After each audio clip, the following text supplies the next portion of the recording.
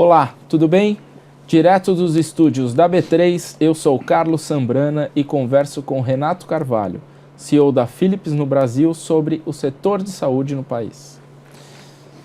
Renato, a Philips trabalha em muitos países e o Brasil é um deles, obviamente.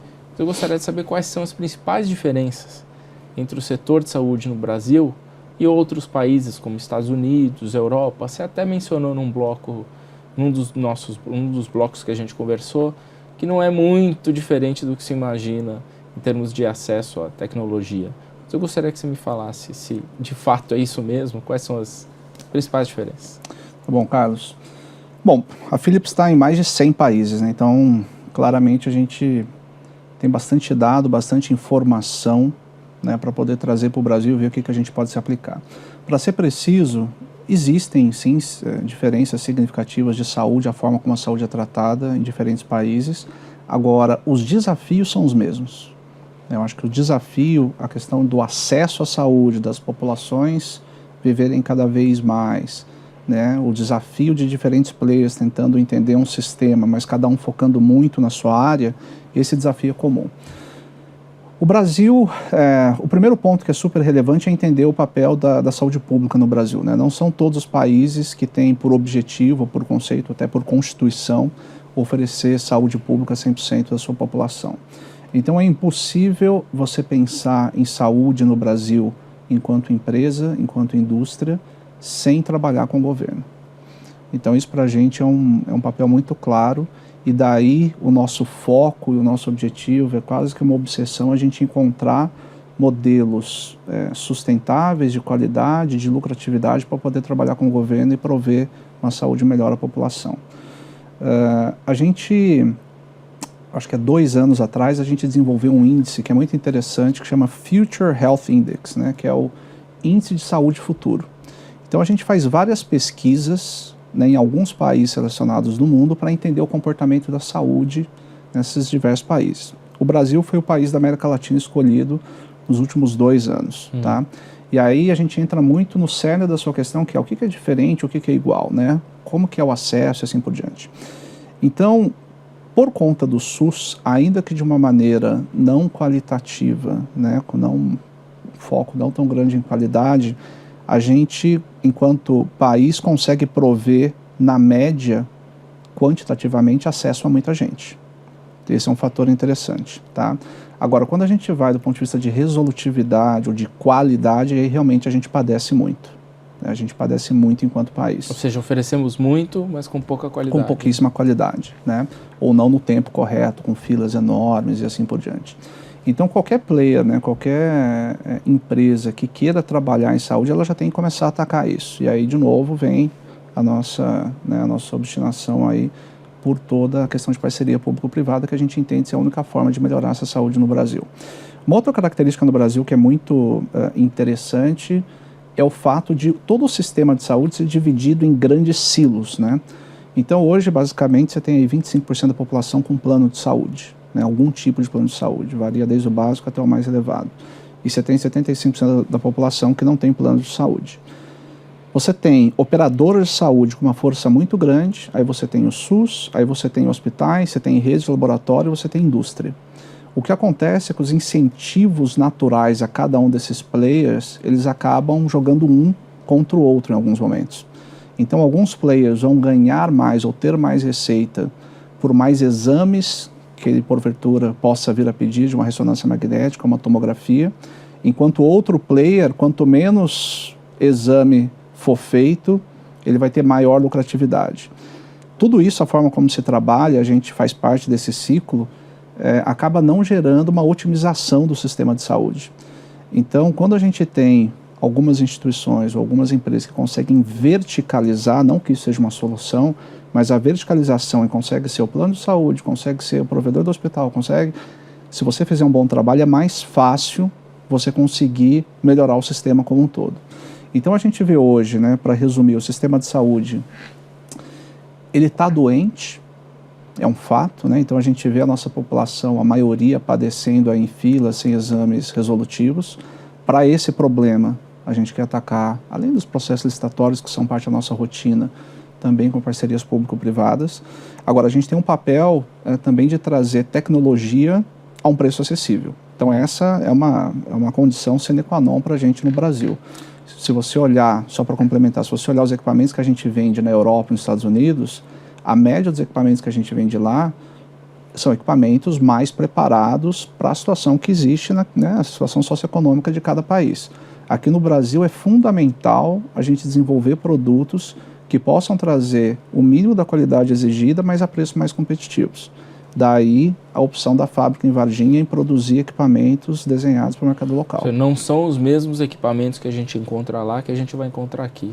A gente também tem, só que a gente tem que ter uma oferta maior de produtos mais acessíveis. O portfólio, de uma forma geral... Mas a tecnologia é inferior? Existem capacidades ou capacitações técnicas dos equipamentos que em alguns equipamentos não vão ter aqui no Brasil e outros vão ter lá. Tá? Então você vai fazer um exame de ressonância magnética, você pode ter uma máquina com maior capacidade de produção de imagem cardiovascular assim assado. Tá? Obviamente a gente também tem essa opção aqui. Né? Agora a gente ainda está atacando problemas mais básicos da saúde. Então, quando a gente desenha o nosso portfólio no Brasil e na América Latina, a gente tem toda essa área que a gente chama de mais high-end, que é normal, mas a gente tem que ter um portfólio de produto que provê, né, o básico da saúde a um custo mais acessível. A high-end geralmente vai para os hospitais de ponta. Vai para os hospitais de ponta, privados. No caso da PPP Bahia, eles também têm equipamentos high-end, a gente conseguiu colocar os meus equipamentos. Mas aí realmente já começa a ficar, o desafio é maior. Eu gostaria de saber uma coisa. Você está falando de desenvolvimento de produtos, você falou de Varginha, que aqui se desenvolve produtos mais acessíveis. Né? Esses produtos acessíveis também são usados em outros países que têm as mesmas características como o Brasil? Vocês aproveitam essa base aqui para exportar para outros países? É parte da estratégia global, obviamente, ter uma quantidade menor de sites industriais para você poder alavancar a escala, né? Então, quando a gente pensa em Brasil, a gente pensa, obviamente, também em países em desenvolvimento, tá? Então, o primeiro passo, a forma como a gente pensa a nossa estratégia é a Philips ela tem que ter uma fábrica no Brasil, primeiramente ela tem que ser sustentável com o mercado do Brasil. Ponto número 1. Uma vez sendo sustentável com o mercado no Brasil, a gente tem os outros mercados na América Latina que a gente tem que atender. Uma vez sendo também sustentável com o resto da América Latina, a gente tem produtos hoje eletrodomésticos que vão produzir equipamentos para ter uma vida mais saudável, que a gente exporta para a Turquia, por exemplo. Do Brasil para a Turquia? Do Brasil para a Turquia. As exportações representam hoje da empresa? Hoje ainda é cerca de 10 a 15%. 10 a 15%. Isso. Para quantos países vocês exportam? Daqui do Brasil? Olha, a gente exporta hoje para cerca... Tirando a América Latina é muito grande, então obviamente você tem uma quantidade muito grande de países, mas a gente exporta para a Turquia, a gente exporta para alguns países do norte da África, alguns produtos. Falando ainda de saúde no Brasil, você falou que tem uma pesquisa interna que a Philips faz comparando alguns mercados. Isso. O Brasil, comparado com outros mercados, ficou em que lugar nessa pesquisa? A gente teve 8 países, se não me engano, 8 países sendo de alguma forma mensurados, né? Quais, por exemplo? A gente teve Estados Unidos, teve Alemanha, teve Japão. Então, assim, países realmente desenvolvidos. A gente ficou em 7º. Em 7º. Então, a notícia, nesse sentido, não é boa. Qual foi o último? O último, eu acho que nesse caso, eu posso checar lá, mas eu acredito que tenha sido... Eu acho que foi Turquia. Foi Turquia. Eu acho que foi Turquia. Mas 7º lugar dentre os 8 não é, legal. É uma posição ruim. Não é bom. Claramente, acho que não é surpresa para a gente, né? Se a gente fizesse essa pesquisa e viesse um resultado onde o Brasil está muito bem posicionado em saúde, eu acho que a gente iria se perguntar se a pesquisa está correta ou não, né? Até porque a comparação foi com países, né, de altíssimo desenvolvimento, aí, na sua grande maioria, né? Pelo menos 6 deles. A verdade é que assim, a gente olha isso como uma oportunidade. A gente tem um papel relevante em ajudar, a gente não olha isso e fala, olha, tá vendo, o Brasil não está bem. A nossa responsabilidade é ajudar isso, então a gente se coloca como parte disso e fala, ok, o que a gente tem que fazer diferente? A gente tem 2 grandes apostas locais, eu diria, né, que vão muito, de uma forma muito distinta em relação ao resto do mundo, que é a parte de conectividade e digitalização com o TASI, que é um software brasileiro, e a PPP. Se você olhar, né, se nós olharmos essas duas forças, esses dois pilares que a gente tem no Brasil, nenhum país do mundo na Philips vai ter tanto foco como nós nesses dois pilares. Porque digitalizando, né, e conectando, você consegue reduzir custo. Ponto número 1, tanto público quanto privado. Quando a gente tem um mercado que consome 40%, né, de toda a receita nacional é pública, a gente tem que investir em parceria público-privada. Você tem exemplos de empresas que usaram o software, o TASI, Sim, temos vários exemplos. Conseguiram reduzir os custos? Tá. A gente passa um pouquinho aqui pela dificuldade de não poder divulgar alguns nomes, né? Mas a gente está hoje presente em mais de 1.000 instituições. Eu vou te dar pelo menos um exemplo que a gente tem esse acordo, né? A gente tem o Hospital São Vicente de Paulo, inclusive estive lá quarta-feira, no Rio de Janeiro. Que é um hospital muito importante para a comunidade, enfim, para a cidade do Rio de Janeiro. Eu estava conversando, né, com a liderança do hospital na quarta-feira e eles me passaram, que é super interessante, né? 2 indicadores, a forma como o TASI melhorou. Então, vou entrar no detalhe dos dois. Diminuição de estoques. Você imagina como que é a gestão de estoque no hospital.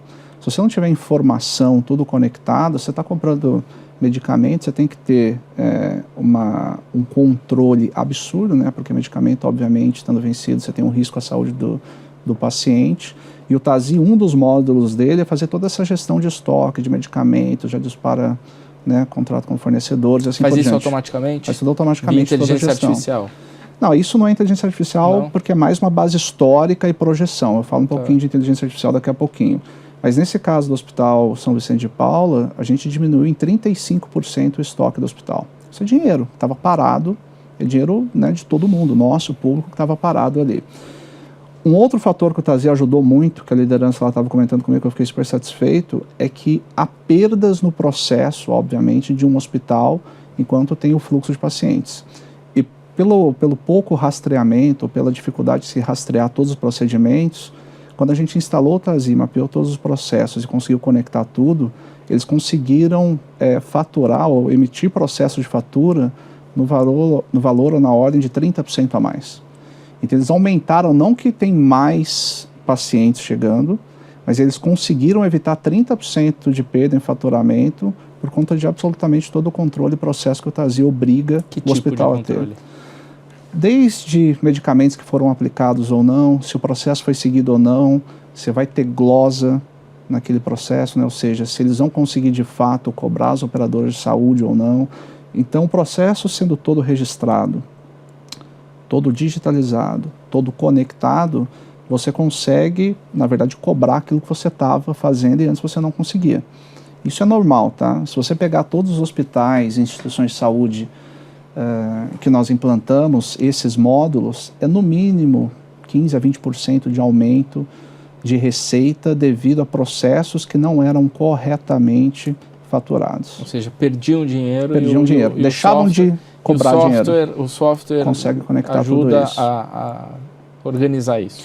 Consegue organizar tudo isso, é um software, de novo, né? A gente tem um orgulho muito grande porque não estaria em mais de 1.000 instituições e sendo exportado para o mundo inteiro se não fosse um grande software feito no Brasil. Que usam esse software? A gente começou a expansão internacional em 2013. Tá? Então hoje a gente está no Brasil, a gente está no México, a gente está na Alemanha e a gente está na Arábia Saudita. Tá? E quais são os próximos passos? A gente tinha vamos dizer, né, uma oportunidade muito grande na Europa, mas para isso a gente tinha que conquistar o selo de qualidade europeu, o famoso CE lá. E a gente conseguiu isso. Então agora que a gente tem esse selo de qualidade europeu, que vai além das ISOs, né, normais, a gente vai conseguir expandir muito para a Europa. Então, em 2018? A gente já está agora, né, na Alemanha, e uma vez feito em um país, obviamente, como a Alemanha, você consegue expandir. Então a gente tem 2 grandes focos hoje, tá? Na verdade, 3 focos. A gente tem um foco na América Latina, a gente tem um foco na Europa e no Oriente Médio. Então a gente conseguiu na Arábia Saudita, ok. Até tem um caso engraçado, né, porque você fazer programação em árabe, então a gente teve que fazer uma grande contratação de pessoas que pudessem codificar, né, os algoritmos em árabe. E eu brinco, né, que além de ser outro alfabeto, tinha que ir da direita para a esquerda. Então já foi um processo intenso ali. A gente conseguiu entrar no Oriente Médio, a gente entrou na Europa e a gente está na América Latina, com México e Colômbia. Falta os Estados Unidos agora. Estados Unidos é um passo seguinte, a gente quer consolidar primeiro nesses mercados. Tá ok, Renato. Muito obrigado. Tá, obrigado. E no próximo bloco conversaremos sobre política e economia.